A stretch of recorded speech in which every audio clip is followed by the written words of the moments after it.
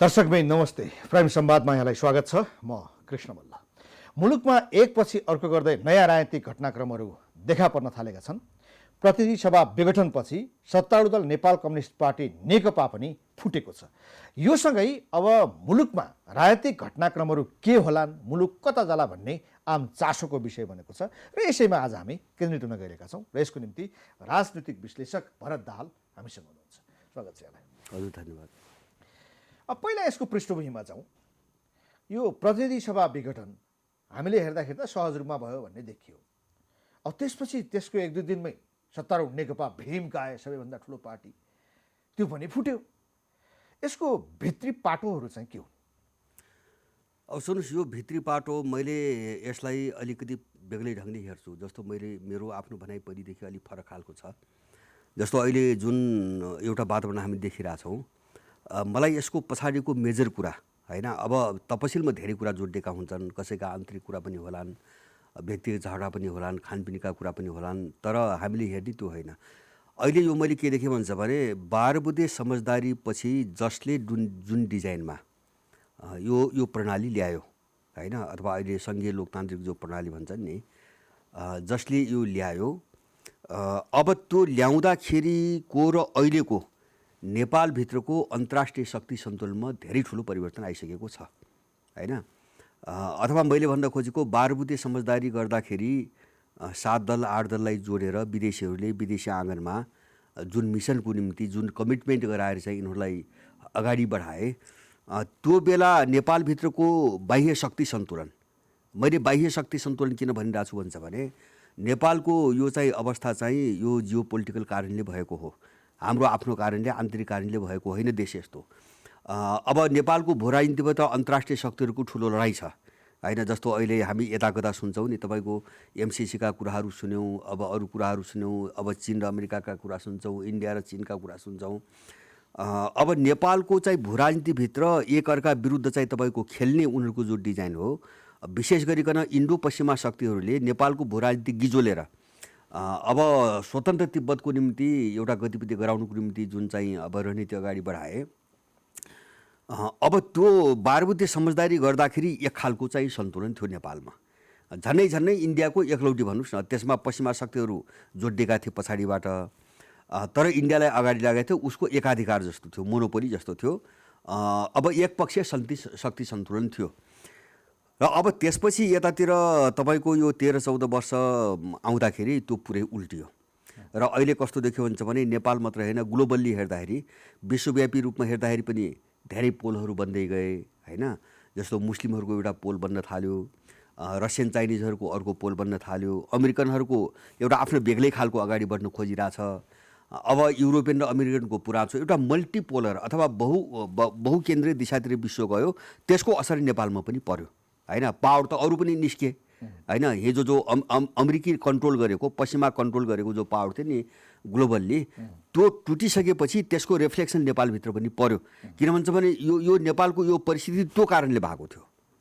त्यस कारणले अब जब त्यो शक्ति सन्तुलन उल्टियो भने त्यसले बोकेर ल्याएको सिस्टम त चल्ने कुरा त हुँदैन र यो दुर्घटनामा जानु स्वाभाविक थियो। मेजर कारण यो हो होइन। मैले 12 बुँदे समझदारीको बेला जुन शक्ति सन्तुलन थियो बाहिरी शक्ति, उनको जो डिजाइन बन्यो, त्यो नै चाहिँ तपाईँको गिजोल्नेपछि, त्यो नै चाहिँ तपाईँको डिसमेन्टल भइसकेपछि अब उनले स्थापित गरेको चिज त चल्ने कुरा त हुँदैन।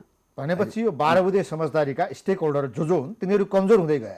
अब किसिमले समाप्ति एकदमै उनको पतनको चाहिँ चरण सुरु भयो, उनको निर्णायक पतनको चरण सुरु भयो। त्यस कारणले सङ्कट त्यहाँबाट आएको हो मुख्य रूपमा। अब त्यसभित्र चाहिँ जस्तो यहाँ दलहरूभित्रका विभिन्न व्यक्तिका आफ्ना इन्ट्रेस्टहरू, बुझाइहरूले पनि थप काम गरे। जस्तो केपीजीकै कुरा तपाईँको गर्नुहुन्छ भने उहाँ 62-63 आन्दोलनमा पनि सहभागी हुनु भएन। त्यो बुझेर वा नबुझेर त्यो म भन्न सक्दिनँ होइन। अब उहाँ चाहिँ साँच्चीकै भित्रदेखि यो सिस्टमको पक्षपाती पनि होइन होइन। अब त्यस कारण अब त्यस्ता इन्ट्रेस्टहरू, आफ्ना त्यस्ता सोचहरूले पनि अहिले यसमा मद्दत पुर्याएका छन् होइन। अलिकति यसलाई अगाडि बढाउनुको निम्ति चाहिँ सहयोग गरेका छन्।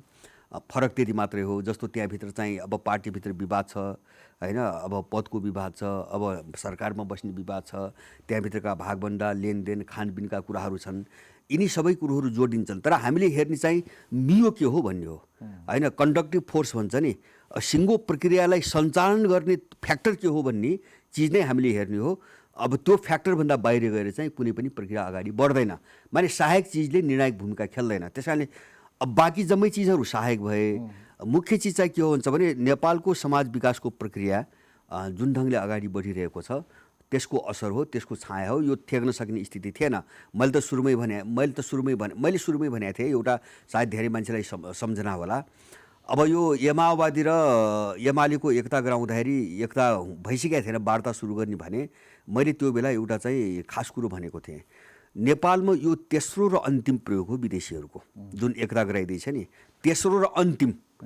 अब एउटा प्रयोग चाहिँ तपाईँको 47 सालपछि काङ्ग्रेसलाई गरे उनीहरूले। त्यो प्रयोग थियो नेपालको अर्थतन्त्र चाहिँ समाप्तै पार्ने, नेपाललाई कङ्गाल र दरिद्र पुरै उनीहरूप्रति निर्भर देश बनाइदिने, होइन। त्यसमा उनी सफल भए। दोस्रो डरलाग्दो प्रयोग थियो तपाईँको के अरे चाहिँ माओवादी, होइन, जस्तो नेपालका सामाजिक सम्बन्धहरू सिद्ध्याउने, होइन, मूल्य मान्यताहरू सिद्ध्याउने, सभ्यता सिद्ध्याउने र चाहिँ अब जस्तो 47 सालपछि तपाईँको अर्थतन्त्रको चाहिँ तपाईँको बिक्री र दासढुङ्गाको घटनासम्म आउँदाखेरि आर्थिक र पोलिटिकल सिस्टम चाहिँ सिद्धिसकेको थियो। बाँकी थियो चाहिँ सोसल सिस्टम, सामाजिक सम्बन्ध बाँकी थियो। त्यसमाथि हान्नुको निम्ति उनले माओवादी अर्गनाइज गरेको हो, बाबुराम र प्रचण्डलाई उठाएको हो। अब त्यसमा अलिकति यिनीहरू सफल भइसकेपछि उनले दरबार हानेका हुन्, होइन। दरबार हान्नुको मुख्य कारण चाहिँ देशको जो मेयो हुन्छ नि, राज्यको पावर सेन्टर भन्छु मैले, त्यो पावर सेन्टरलाई झाल्ने र पावर सेन्टरको काम आफूले गर्ने, त्यो मिसनमा उनले दरबार हाने। अब यो प्रक्रियाबाट आएको जो हामीले हेऱ्यौँ, अब त्यसपछि उनले बारबुदे गराएका हुन्। किन भन्छ भने अब लडाएका शक्तिहरू त सबै उनकै थिए, त्यो त प्रष्ट रूपमा देखियो। संसदवादी पनि उनकै थिए, माओवादी पनि उनकै थिए। बारबुदीमा जुटाउन चाहिँ गाह्रो केही पनि थिएन। खाली दरबार हत्याकाण्ड के को निम्ति गर्यो भन्छ भने यो द्वन्द्वलाई व्यवस्थापन गर्ने पावर सेन्टर नेपालभित्र रहनुहुन्न। त्यो पावर सेन्टर भयो भने फेरि चाहिँ संवाद होला, वार्ता होला। किन वीरेनले त वार्ता गर्ने भनेर त धेरैलाई त खटाइसकेका थियो। अब यो प्रक्रियाबाट जो आएको हामीले देख्यौँ नि, त्यसकारणले गर्दाखेरि यो एकदमै चाहिँ एक त पुरै चाहिँ तपाईँको आयातित र बाहिरको डिजाइनमा नेपालको कुनै पनि इन्ट्रेस्ट कतै पनि नजोडिएको।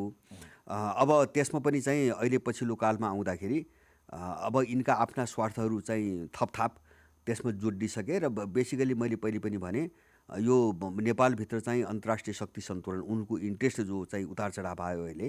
अब यसलाई प्रष्ट भाषामा भन्यो भने अब चिनिया रसियन पक्षलाई इग्नोर गरिकन, अनदेखा गरिकन, नदेखे जस्तो गरिकन अब यहाँ चाहिँ कोही हलचल गर्न सक्ने स्थिति रहेन।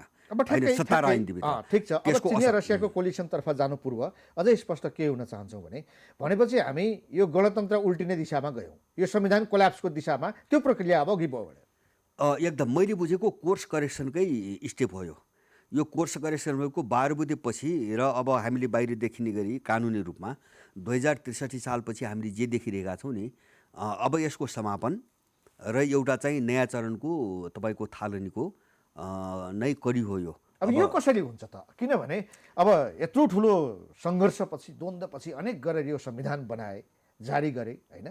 अब ठिक छ, संसद एउटा विघटन भयो होला, नेकपा फुट्यो होला, तर यो व्यवस्था नै उल्टिन्छ भन्ने कुरा त्यो कसरी सम्भव हुनसक्छ? होइन, यस्तो छ, व्यवस्था टिक्नुको निम्ति त के आधार त चाहियो, जग त चाहियो, होइन। जस्तो मैले भने नि, एउटातिर यो व्यवस्थाको पक्षमा अथवा यसको निम्ति बनाइएको अन्तर्राष्ट्रिय शक्ति सन्तुलन चाहिँ तपाईँको टुट्यो, नम्बर 1 ठेक्ने केले भन्ने कुरा आयो नि। अब दोस्रो कुरो, नेपालभित्रको राजनीतिक समीकरण उल्टियो।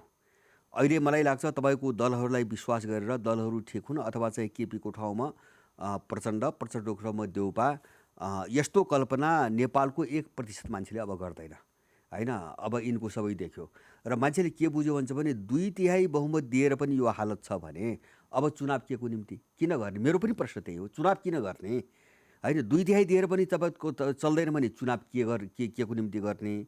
अर्को चाहिँ अब यो द्वन्द्वको प्रकृति या आन्तरिक यिनीहरूभित्रको द्वन्द्व हेर्ने हो भने ल, केपीजीले चाहिँ संसद विघटन गर्नुभयो, अब उहाँको पार्टी फुट्यो, होइन। फुटेपछि त उहाँ त कमजोर हुनुभयो स्वभाव त, होइन। हिजो त माओवादी सहित मिलाउँदाखेरि तपाईँको यो आकार आएको थियो, मैले आएको थियो। त्यस कारणले गर्दाखेरि अब उहाँले आफूले हार्ने हिसाबले चुनाव गराउनुहुन्न, किन उहाँ प्रधानमन्त्री हुनुहुन्थ्यो।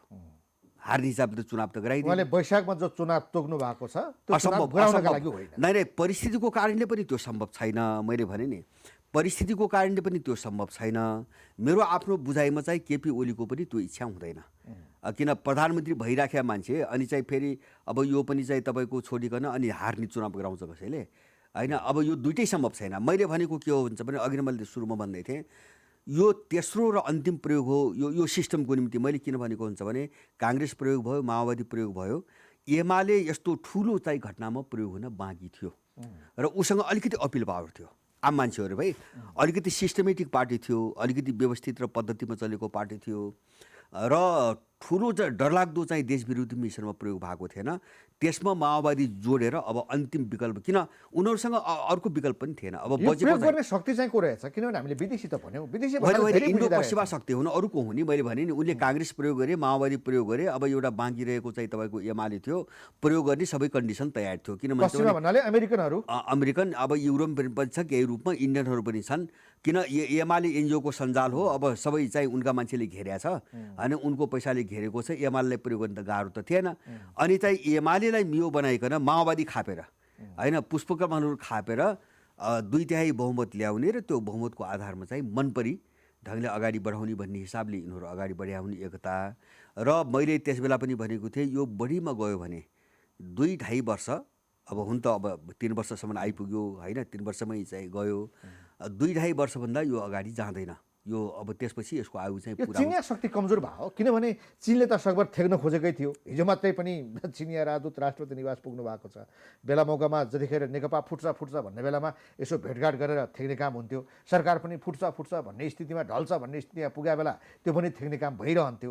अब पश्चिमा शक्तिहरू हावी भएका हुन् भने चीन चाहिँ कमजोर भयो। होइन, यस्तो हो। मलाई तपाईँले एउटा भन्नुभयो नि, जस्तो चिनियाहरूको के हुन्छ भने चिनियाहरूका पनि होइनन्। चिनियाहरूले यो हाम्रो त्यो चाहिँ अर्काको भन्दा पनि भन्दैनन्। उनको सरकारको कुरा एउटै हो, त्यो चाहिँ संसारले बुझेको छ।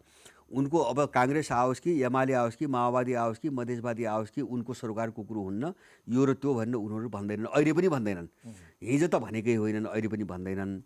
अब उनको एउटै कुरो के हो भन्छ भने नेपाल अस्थिर हुनुहुन्न र देशको निम्ति चाहिँ सोच्ने मान्छेहरूको हातमा सत्ता हुनुपर्छ। किन नेपाल अस्थिर भयो भने हामीले असर गर्छ तिब्बतको कारणले होइन। त्यही पोइन्टमा नेपाल अस्थिर बनाइएको छ।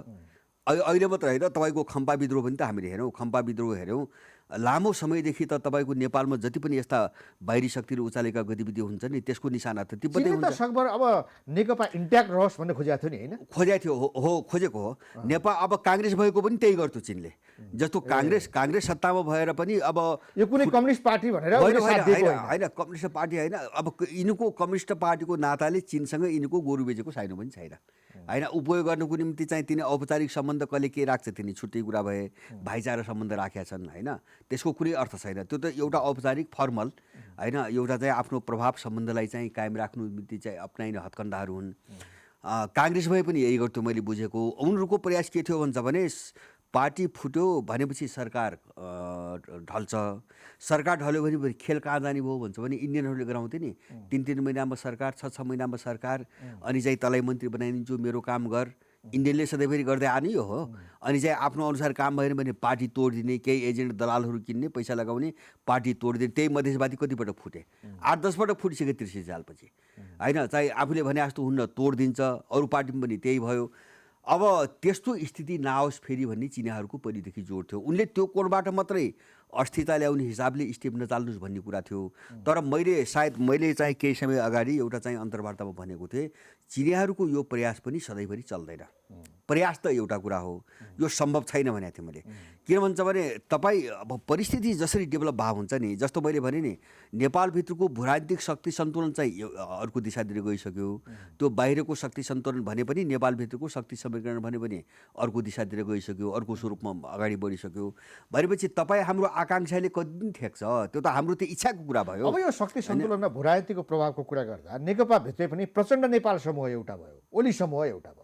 यिनीहरू एउटै शक्तिबाट प्रभावित छन् अथवा त्यहाँको इसारामा चलेका छन् कि यिनीहरू फरक शक्ति हावी छ यिनीहरूमाथि? होइन, यस्तो अब चारित्रिक हिसाबले, मूलभूत हिसाबले यिनीहरू सबै इन्डो पश्चिमा सेन्टरकै शक्तिहरू हुन्।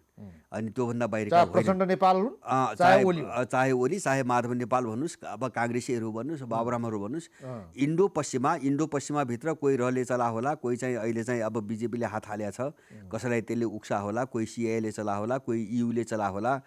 बेग्लै कुरो हो। अब समग्रमा नेपालको भू राजनीतिभित्र चीन विरोधी रणनीतिको सन्दर्भमा चीन विरोधीको रणनीतिको सन्दर्भमा त यो त कमन प्लेटफर्म हो। इन्डो पश्चिमा प्लेटफर्म भनेको त कमन प्लेटफर्म हो। अब तर चाहिँ अब यहाँ के हुन्छ भन्छ भने उनको सबै उनकै प्लेटफर्मभित्रका उनकै सेन्टरभित्रका मान्छे भए पनि मैले भने नि अब के अरे चाहिँ नेपालको भू राजनीतिमा असर गर्ने फ्याक्टर त त्यो मात्रै त होइन होइन। विश्वमा त अरू देश पनि छन् अथवा नेपालभित्र यिनीभन्दा बाहिर अरू मान्छे पनि छन्, यिनका कार्यकर्ताभन्दा बाहिर यत्रो नेपाली जनता छ, सारा चिज छ। त अब यससँग हुने सङ्घर्षले त असर त गर्ने भयो नि। जस्तो तपाईँ कुनै पनि घटना कुनै पनि एक्सन चाहिँ तपाईँ के अरे चाहिँ योजना एक्सनमा लग्नुभयो भने अब त्यससँग काउन्टर गर्न विभिन्न फ्याक्टरहरू आउँछन् अगाडि र त्यसले बाटो जिगज्याग बनाउँछ, एकदम घुमाउरो बनाउँछ क्या। माने सोचे जस्तो हुँदैन। जस्तो योजना बनाउँदा जति सरल ढङ्गले सोचिन्छ नि, तर्क त सरल हुन्छ, योजना सरल हुन्छ, तपाईँ प्र्याक्टिकली जानुभयो भने त्यो एकदम घुम्न थाल्छ। किन घुम्छ भन्छ भने त्यसलाई सरल ढङ्गले जान दिइँदैन, किन अरू फ्याक्टर पनि जुझ्न आउँछ। हो त्यो भयो भन्नुहोस् न, 63 सालपछि त्यो भयो। अब समीकरणहरू सबै उल्टिए, सन्तुलनहरू सबै उल्टिएसकेपछि यिनीमाथि पनि त दबाब पर्यो र दबाबप्रति भने के हो भन्छ भने अब अर्को जब्बर चुनौती पनि आयो अगाडि। त्यो चुनौती ठेक्नु त पऱ्यो नि। त एउटै सेन्टरका भए पनि अब यिनले त जस्तो आफ्नो सुरक्षा खोज्छन्, यिनले आफ्नो बचाउ खोज्छन्, यिनले आफ्नो निरन्तरता खोज्छन्, अथवा सत्तामा यिनले पकड खोज्छन्। अब यिनको त्यो आकाङ्क्षाले यिनको पोजिसन चाहिँ यताउता गराइरहेको छ। अब त्यो स्थिति हो, यदि पश्चिमाहरू हाबी हुँदै गएका हुन्, पश्चिमाहरूको शक्ति यदि बढेको हो भने एउटा नबुझीको कुरा के भने यो संविधान त सुरक्षित हुनुपर्ने थियो नि त, यदि उनीहरू हाबी भएको हो भने। किनभने हिजोका दिनमा यो संविधान जारी हुँदा भारतले त अहिलेसम्म वेलकम गरेको छैन। यो संविधानप्रति उसको अहिले पनि असन्तुष्टि छ। यो संविधान पश्चिमाहरूको बलमा जारी गरिएको त्यो बेलादेखि चर्चा हुँदै आएको हो। त्यसमा धर्मनिरपेक्षता लगायत जो प्रावधानहरू छन् तीप्रति पश्चिमाहरूको विशेष रुचि थियो। यदि भूराजनीतिको कुरा गर्दा पश्चिमा शक्ति नेपालमा अहिले झन् बलियो हुँदै गएको हो भने हाम्रो यो संविधान 2072 को यो झन् सुरक्षित हुनुपर्ने होइन। होइन बलियो हुँदै गएको मैले भनिनँ, उनीहरू कमजोर हुँदै गए, मैले त्यो भन्न खोजेको होइन।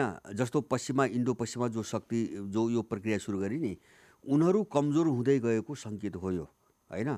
अर्को उनले जो चाहेका थिएनन् त्यो शक्तिको चाहिँ तपाईँको दबाब बढी भयो, नेपालमा बढ्दै गयो, त्यस्तो देख्छु है मैले सङ्केतको रूपमा। त्यस कारणले गर्दाखेरि जस्तो मैले भन्न खोजेको मात्र के हुन्छ भने यिनीहरू सबै चलेका चाहिँ इन्डो पश्चिमा चाहिँ तपाईँको नेक्ससबाट चलेका हुन्। तर पछिल्लो कालमा यो विश्वव्यापी रूपमा अथवा चाहिँ त्यसको असरको रूपमा नेपालभित्र पनि जो उनीहरूका बिचको शक्ति सन्तुलन चाहिँ उलटपुलट भयो नि, त्यो उलटपुलट हुँदा आउँदाखेरि उनको भूमिका खस्कदै गयो। जस्तो एमसिसी तुइयो नि त, त्यो त हामीले देख्यौँ नि। यत्रो शक्ति नाटक हाबी को छ त हाम्रो नेपाली पोलिटिक्समा होइन। हाबी यस्तो हाबी भन्नाले यसो भनौँ, अब हिजोको जस्तो इन्डियनले जे गरे हामीले जसरी हेऱ्यौँ, अमेरिकनहरूले जे गरे, युरोपियनले जे गरे, तिम्रो संविधानमा हामी त पश्चिमा शक्ति पनि कमजोर भयो भन्यौँ, चाइनिजहरू पनि कमजोर भयो भन्यौँ होइन। अब इन्डियन शक्तिको कुरा गर्दा त्यहाँ पनि पश्चिमाहरू राज्य सत्ताभित्रको चाहिँ तपाईँको पहुँच पकड अथवा चाहिँ यो जुन छ नि एउटा सम्बन्ध, यो सबै हेर्दाखेरि चाइनिजहरूको पकड कमजोर भएको होइन, बढ्दै गएको छ, बढ्दै गएको हो होइन। त्यसमा पनि अहिले पछिल्लो कालमा रसियनहरूको इन्ट्रेस्ट एकदमै बढेर आएको छ। तपाईँले पनि समाचार सुन्नुभयो, अब उनीहरू हाइड्रोमा लगानी गर्ने भनेर चाहिँ नेपालमा धेरै सक्रियता देखाइरहेका छन् मन्त्रीहरू। चाइनासँगै नेपालमा रसियन इन्ट्रेस्ट पनि बढेको छ, बढ्नु स्वाभाविक छ। किन भन्छ भने भू राजनीति हो नि त्यो त, त्यो त अरू कुनै कारण इन्ट्रेस्टले बढायो होइन, त्यो त भू राजनीति हो। किन भन्छ भने यो भू राजनीति कहाँ जोडिया छ भन्छ भने उनको ग्लोबल जो ध्रुवीकरण छ नि, लडाइँ छ नि, त्योसँग जोडिएको कडी हो यो त, त्योबाट अलग त होइन। त्यस कारणले नेपालमा हुने तपाईँको असरले त्यो ग्लोबल ध्रुवीकरणमा असर गर्छ र त्यहाँ हुने चाहिँ तपाईँको उथलपुथलले नेपालभित्र असर गर्छ। त्यस कारणले गर्दाखेरि सबै शक्ति सक्रिय हुन्छ, एउटा मात्र होइन, सबै शक्ति। त्यो के भन्छ भने आफ्नो चाहिँ इन्ट्रेस्टको निम्ति अस्ति धपाइएका कोरियनहरू फेरि फर्किने होला नेपालमा, त्यसो भए त्यो हुनसक्छ। अब किन त यो त चाहिँ जसले अलिकति चाहिँ भूमिका खेल्न सक्यो, परिस्थिति जसको अनुकूल हुँदै गयो उसैले काम गर्ने हो। अब हिजो कोरियनले किन निकाल्ने, त्यो अमेरिकन दबाबमा निकाल्या हो नि, त्यो दुनियाँले बुझिया छ नि, अमेरिकन दबाबमा निकाल्या हो। प्रदीप ग्यावाली गएर चाहिँ तपाईँको कोरियाको मुद्दामा चाहिँ तपाईँको अमेरिकामा छलफल गरे होइन, इन्डो पेसिफिकमा चाहिँ केन्द्रीय भूमिका खेल्नुपर्छ भनेर, खेल्छ नेपालले भन्ने बेला चाहिँ कोरियाको त्यहाँबाट फर्केपछि त कोरियन निकालिएको छ यहाँ। अब तर चाहिँ अब यो उल्टिसकेपछि सुन्नुहोस् है, उल्टेपछि मैले भने नि यिनी सबै इन्डो पश्चिमा सेन्टरकै मान्छेहरू हुन्, उनले पालेका उठाएका मान्छेहरू हुन्। तर अब अन्तर्राष्ट्रिय राष्ट्रिय ध्रुवीकरण तपाईँको उल्टिसकेपछि त्यसको असर त यिनीमाथि पनि पर्यो, ठेक्नु त पर्यो नि। अब चुनौती त बेहोर्नु पर्यो। अब त्यो नसक्ने अवस्था आउँदाखेरि यिनीहरूको पोजिसन पनि तलमाथि हुन थाल्छ भएको त्यो हो होइन उनकै नेक्ससको भए पनि यिनको पोजिसन तलमाथि हुन थाल्छ त्यो तलमाथि हुन जाने क्रममा यिनीहरूभित्र सङ्कट आयो होइन यिनीहरूभित्र सङ्कट आयो र यो इन्डो पश्चिमा शक्तिहरूको चाहिँ प्रभाव बढेको होइन होइन उनको प्रभाव धेरै घटिसकेको रहेछ नेपालभित्र होइन सत्ता राजनीति जनमतमा त केही पनि छैन उनीहरूको सत्ता राजनीतिभित्र पनि उनको स्थिति धेरै कमजोर भइसकेको रहेछ भन्ने कुरो यो घटनाले देखाइरहेको छ र मैले सारमा बुझ्या के हुन्छ भने चुनाव पनि हुँदैन अब वैशाखपछि चाहिँ राष्ट्रपति शासन लाग्छ केपीको निम्ति त्योभन्दा अर्को विकल्प हुँदैन अब त्यसपछि के हुन्छ भन्न सकिँदैन अब सबै आफ्नो प्रक्रियामा होलान् आफ्ना आफ्ना तयारीमा होलान् दौबेसमा होलान् तर चुनाव हुने हिसाबले घोषणा भएको पनि होइन र धेरै मान्छेहरूलाई मृग मरिचिका छ अदालतले चाहिँ रद्द गरिदिएला कि अर्काले के गरिदिएला कि भन्ने भन्छ भने किन मैले बुझेको के हो भन्छ भने यो कानुनी लडाइँ होइन सुन्नुहोस् है यो कानुनी लडाइँ होइन र यो राजनीतिक लडाइँ हो होइन यो सत्ताको लडाइँ हो एक राजनीतिक लडाइँको फैसला चाहिँ कानुनका बुदाले गर्दैन होइन त्यो हामीले इतिहासमा पनि देख्यौँ र जस्तो अहिले केपीलाई चाहिँ अब अधिकार थिएन भन्नेहरूले के कुरो चाहिँ तपाईँको बुझ्न जरुरी छ भन्छ भने ६३ सालमा चाहिँ प्रधानमन्त्रीले विघटन गरेको संसद ६३ सालमा जबरजस्ती चाहिँ राजाबाट पुनर्स्थापना गराएका यिनै होइनन् कहाँ थियो कानुनी आधार कहाँ थियो वैधानिक आधार होइन ग्यारेन्टीको अधिकार थियो संसद पुनर्स्थापना गरी मरिसकेको संसद भएपछि उनलाई सत्तामा जाँदाखेरि जे पनि ठिक हुने होइन उनलाई अप्ठ्यारोपछि बेठिक हुने कुरा आउँछ र यिनी कुतर्क हुन् यिनी कानुनी कुतर्कहरू हुन् होइन प्रोपगन्डाका हतियारहरू हुन् अब लडाइँ चाहिँ राजनीतिक लडाइँ तपाईँले भनेको एउटा कुरा टिपेँ मैले वैशाखपछि राष्ट्रपति शासन भन्नुभयो त्यो कसरी परिकल्पना गर्नु होइन चुनाव भएन भने के हुन्छ त्यो त सोझो कुरो छ नि जस्तो मैले भने नि चुनाव हुँदैन सुन्नुहोस् है चुनाव किन हुँदैन भन्छ भने केपी ओलीले हार्नुको निम्ति चुनाव गर्ने होइन यो त सामान्य हिसाबले बुझ्ने कुरा हो हार्नुको निम्ति जस्तो भइराखेको प्रधानमन्त्री पद छोडेर जस्तो 2 वर्ष त केही भएको थियो नि त केपीलाई त त्यो पार्टीभित्रको झगडा अलिकति मिलाउने हिसाबले गएको भयो वा अलिकति मिलेको भए त 2 वर्ष त ग्यारेन्टी थियो अब त्यो पनि गुमाउने होइन अब अनि चुनाव पनि हार्ने वैशाखसम्म ओली त रहन्छन् होइन ओली नै रहन्छन् अरू त आउने सम्भावना मैले देख्दिनँ एक केयरटेकर गभर्नमेन्ट वैशाखपछि पनि केही समय रहलान् वैशाखपछि राष्ट्रपति विद्या भण्डारी तानाशाही भनेर अगाडि बढ्नुहुन्छ किनभने हामीलाई त राष्ट्रपतिलाई त्यो अधिकार छैन नि होइन यस्तो राष्ट्रपति शासन त लाग्न सक्छ नि त जस्तो क्याबिनेट नै लगाउन सक्छ सिफारिस गर्न सक्छ होइन अब जस्तो एकछिन मान्नुहोस् न अब चुनाव नहोला जस्तो अब विरोध गर्ने भनिरहेछन् विरोध गर्लान् अराजकता बढ्ला द्वन्द्व बढ्ला होइन मुठभेड होला सारा चिज होला अनि चुनाव हुन सक्ने स्थिति बन्दैन चुनाव हुन नसक्ने स्थिति भएपछि के हुन्छ भन्छ भने थ्याक्नु त पर्यो अब निर्धारित समयमा चुनाव भएन भने त राष्ट्रपति शासनको विकल्प त छैन अर्को राष्ट्रपतिलाई ब्याकअप कसको हुन्छ किनभने सिङ्गल एउटा राष्ट्रपतिले मुलुक चलाउने अवस्था त्यो निर्माण होला र त्यो परिस्थिति बन्ला र होइन राष्ट्रपतिले शासन चलाउने भने यस्तो राष्ट्रपति शासन लाग्ने भनेको राष्ट्रपतिको हातमा जस्तो अब यो अहिलेको जस्तो सरकारको वैधता गुम्यो अथवा यसले कन्ट्रोल गर्न सकेन भने त ओलीले राष्ट्रपतिलाई बुझाउनुहुन्छ राष्ट्रपति शासनको सिफारिस गर्ने राष्ट्रपतिले शासन चलाउने हो अब सरकारमा त कोही मान्छे बस्ला त्यो राष्ट्रपति नै आफै प्रधानमन्त्री हुने होइन होइन सरकारमा कोही मान्छे बस्ला केपीकै निर्णयता होला अथवा अर्को व्यक्ति आउला तर चाहिँ राष्ट्रपति शासन लाग्छ त्यसको विकल्प दलको भूमिका के हुन्छ नेपाली सेनाको भूमिका के हुन्छ होइन दलहरू त कोल्याप्स भए सुन्नुहोस् है मैले यो धेरै पटक भनिसकेको छु जस्तो यो कोर्स करेक्सनकै दिशातिर अब गयो यिनले नचाहे पनि होला त्यो केपीले नचाहे पनि कोर्स करेक्सनको दिशातिर गयो भनेपछि माने ६३ सालपछि जे आयो यसको अन्त्य सुरु भयो अब यसको विघटन सुरु भयो यो थ्याक्न सक्दैन ग्लोबल्ली चाहिँ परिस्थिति हेर्दाखेरि पनि यो थ्याक्न सक्दैन मैले सुरुमै भने नि नेपालभित्रको चाहिँ पावर इक्वेसन पावर ब्यालेन्स जो छ नि बाहिरको भित्रको जो छ नि यो सबै कारणले पनि यो अब चल्दैन भने स्पष्ट भइसकेको छ यो विघटनमै गयो अब चाहिँ तपाईँको यहाँ केपीले नचाहेर पनि केही हुँदैन प्रचण्डले नचाहेर पनि हुँदैन देउपाले नचाहेर पनि हुँदैन जस्तो काङ्ग्रेसको टोन देख्नु भएन दलहरू पनि वैशाखसम्म मात्रै हुन् होइन दल त रहलान् तर यिनको चाहिँ एउटा के चिज गयो भन्छ भने मैले पहिले पनि भनेको छु 2-3 पटक यो चाहिँ अहिलेसम्म नेपालमा चलिआयो नि सासाले त यो दलको सट्टा त्यो दल यो व्यक्ति सट्टा त्यो व्यक्ति कहिले यो कहिले त्यो पनि यो कोर्स अन्त्य भयो अब यिनीहरूबाट असम्भव छ यिनीहरूको अवसान सुरु भयो निर्णायक पतन सुरु भयो किन भन्छ भने ग्राउन्डमा एउटा जबरजस्त यिनको विरुद्धमा जन्मत छ एउटा शक्ति त निस्कन्छ नि त राष्ट्रपतिले आफ्नो हातमा लिएर देश चलाउन खोज्नु भयो भने त्यो पनि टिकाउ होला र भने होइन अब यस्तो टिकाउ त यो पनि हुँदैन राष्ट्रपति शासन केही समयको निम्ति हुन्न हो सधैँको निम्ति त होइन जस्तो त्यसपछि जस्तो अर्को इलेक्सन गर्नु पर्ला अथवा केही प्रावधान हुनु पर्ला, जस्तो यहाँ विभिन्न विकल्पमा बहस भइरहेको छ। राष्ट्रपतिलाई कसले सहयोग गर्छ? सेनाले? सेनाको ब्याकअप हुन्छ? होइन, राष्ट्रपति शासन भनेको त्यसको ब्याकमा सेनै बस्ने हो। राष्ट्रपति शासन भनेकै त्यही हो। सेनाको ब्याकअपमा राष्ट्रपतिले मैले चलाउने। सुरक्षा सेनाले गर्ने भयो। जस्तो राष्ट्रपति भने त परमाधिपति हो सेनाको, होइन? त्यो नाताले राष्ट्रपति शासनमा गयो भने त सेना त अटोमेटिकली जोड्यो नि। त्यो सेनाले हामी गर्छौँ भन्न त आउनु त परेन। राष्ट्रपति शासन भयो भने त सेनाको परमाधिपतिको कन्ट्रोलमा चाहिँ तपाईँको सत्ता गयो भनेपछि त सेना त अटोमेटिकली जोड्यो।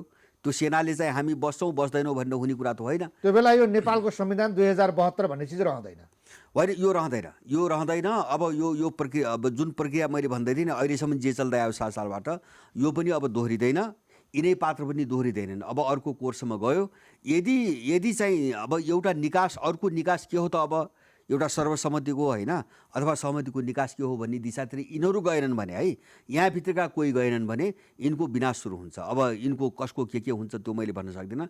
यिनको विनाश सुरु हुन्छ र यिनीसँग जनमत छैन, यिनीसँग जनता छैन। त्यो 4 जना झोले उफारेर केही पनि हुँदैन अब, होइन? त्यस कारणले गर्दाखेरि अब यिनीहरू चाहिँ त्यो हिजोको अपराध रियलाइज गरेर, होइन, अब देशको निम्ति अलिकति संयमतापूर्वक बुद्धिमत्तापूर्वक काम गर्ने कि अब यो चाहिँ ज्वारभाटासँग चाहिँ तपाईँको जोरी खोज्ने भन्ने कुरा हो यिनीहरूको। अब, होइन, ज्वारभाटाबाट जोरी खोज्ने मान्छे त सिद्धिने मात्रै हो।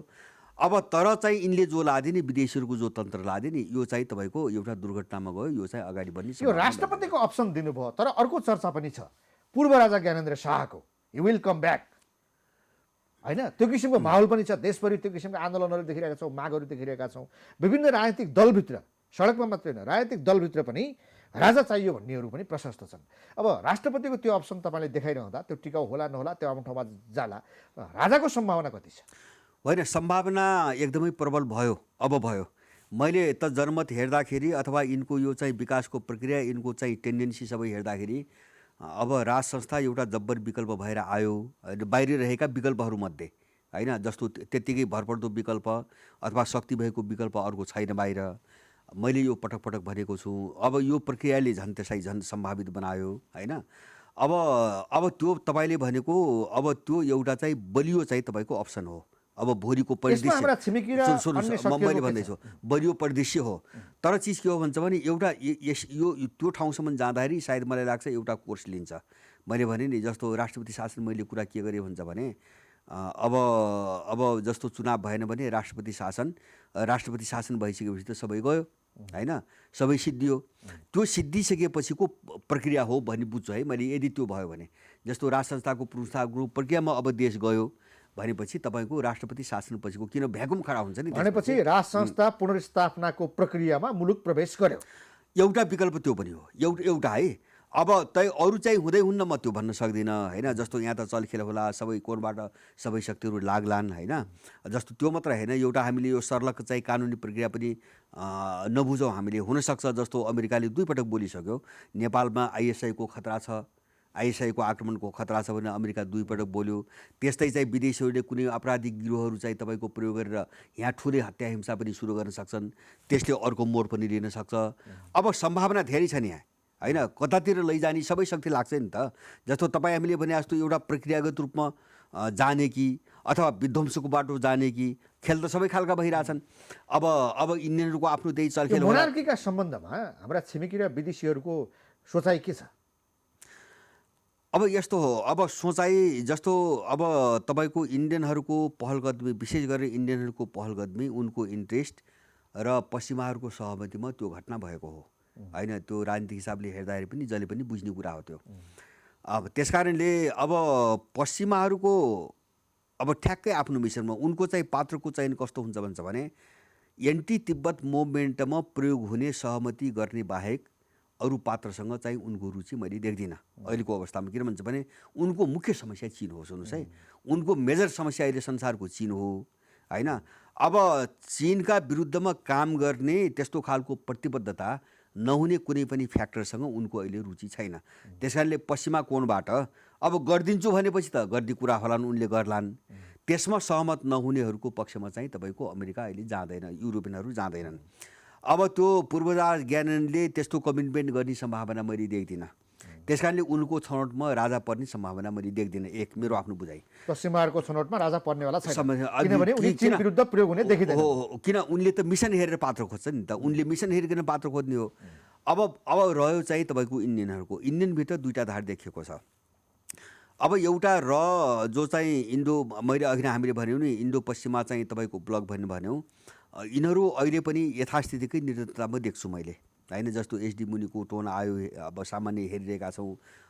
अशोक मेहताहरू भए, अथवा चाहिँ हिजो चाहिँ माओवादीलाई बोक्ने, पाल्ने, बारबुदे गराउने, हामी स्टेक होल्डर हौँ, नेपालको राज्य प्रणाली चाहिँ हामीले ल्याइदिएको भन्ने, होइन, यस्ता मान्छेहरू चाहिँ यो प्रक्रियाको विरुद्धमा देखा परिरहेछन्, होइन।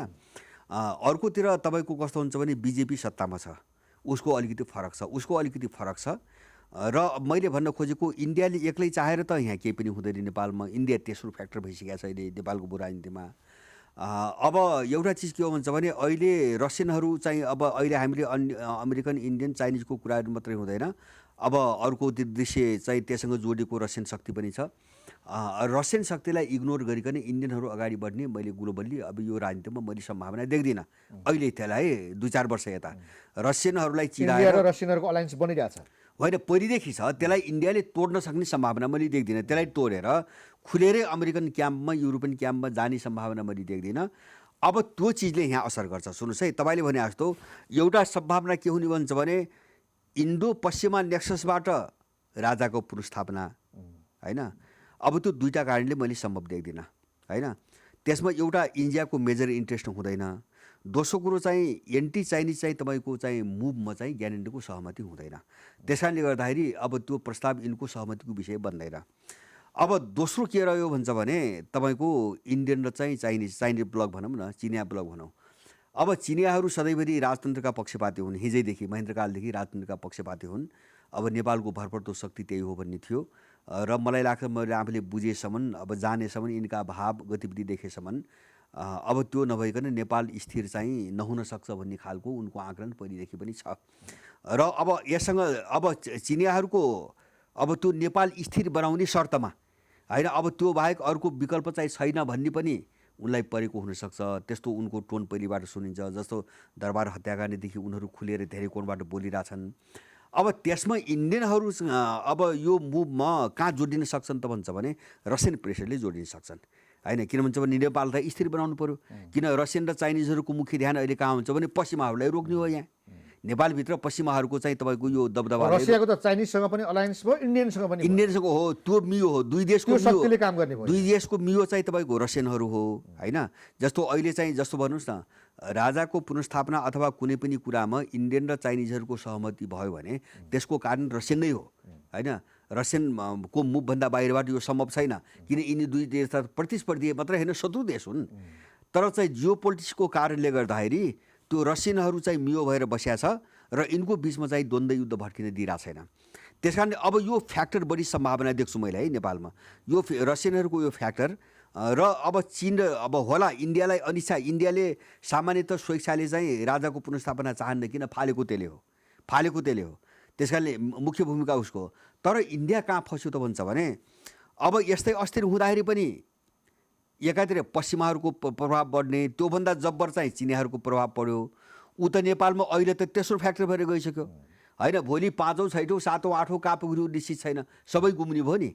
अब त्यहाँ पनि त्रसित छ इन्डियन। त्यस कारणले गर्दाखेरि अलिकति यो आफ्नो बचाउ कसरी गर्ने भन्ने पनि छ, होइन। किन भन्छ भने चिनसँग त्यो शत्रुता बढ्दाखेरि नै इन्डियाको यो नतिजा भयो।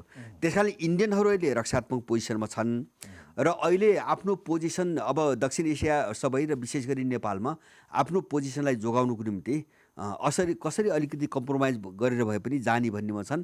त्यो बिन्दुमा आउनु उनको बाध्यात्मक अवस्था हो। त्यो पोइन्टमा इन्डियन जान सक्छन्। इन्डियनहरूको मूलधारका जो मिडिया छन् र बिजेपीको सत्ता छ, ओलीको कदमपछि उनको मौनता अथवा चाहिँ आलोचना भए पनि कानुनका अब अरू विरोधीका चाहिँ कुराहरू हवाला दिएर, होइन, कोट गरिकन उनले समाचार दिइरहेछन् नि, त्यसले चाहिँ यो घटनाप्रति उनको साह्रै ठुलो विरोध भए जस्तो मैले देख्दिनँ। त्यसैले मैले भने नि, यो एउटा सिङ्गो चाहिँ कोर्स करेक्सनको कदम हो। अब यो सामान्य खालको छैन, मान्छेलाई बोल्न गाह्रो छ। हिजो जस्तो चाहिँ माने दुईवटा ग्याङको दुईवटा दलको झगडा मात्रै हो भन्ने जस्तो गरिकन बोल्न सबैलाई गाह्रो छ। त्यसले के रिजल्ट निकाल्छ भोलि उनलाई पनि अप्ठ्यारो चुनौती बेहोर्नुपर्छ। त्यस कारणले गर्दाखेरि अब मैले भने नि एउटा सम्भावना अब भोलि दुर्घटना ठुलो हत्या हिंसा होइन एउटा गृहयुद्धको जस्तो अवस्था अब बाहिरका शक्तिहरूले त्यस्तो गेम खेल्यो भने त्यो दिशातिर अगाडि गयो भने त्यही ढङ्गले मुभ होला होइन प्रक्रियागत रूपमा तपाईँको गर्ने हो भने अब चाहिँ तपाईँको यो डेडलक पछि त जस्तो चुनाव पनि नहुने राष्ट्रपति शासन नआउने भनेपछि अब प्रक्रियागत रूपमा कुरा गर्ने हो भने अब छलफलमा आउने एउटा मेजर एजेन्डा अहिले भएको सम्भावित एउटा मेजर एजेन्डा भनेको राजतन्त्रको पुनर्स्थापनको एजेन्डा हो र त्यो अब यो घटनापछि त्यो मुद्दा चाहिँ एउटा अभिन्न मुद्दा भएर जोडिसकेको छ। यो परिवेशभन्दा बाहिर चाहिँ यो पोलिटिक्स अब जान्छ भन्ने चाहिँ मलाई लाग्दैन। हस्, धेरै धन्यवाद। हजुर धन्यवाद।